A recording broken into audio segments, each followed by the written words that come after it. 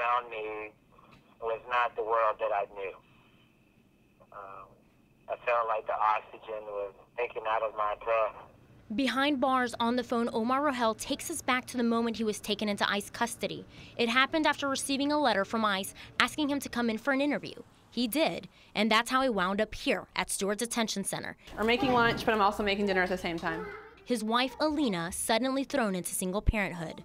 It's hard. I mean, it's me. I'm doing this by myself. Maddox, would you please get me the salt for Mommy, please? Preparing meals, making lunch and dinner back to back.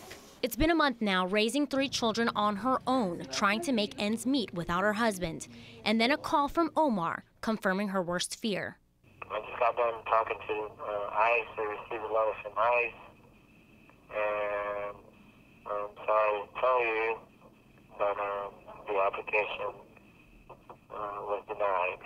The application was an I-246, a stay of removal which would have allowed Omar to postpone his deportation. A deportation order from 2016. He made 2 appeals the following year while trying to obtain his citizenship.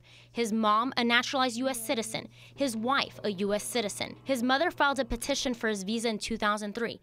His wife filed one in 2017. But even with a green card, something you need to obtain U.S. citizenship, you can still be deported. She was telling me why, you don't understand. What can I say to that,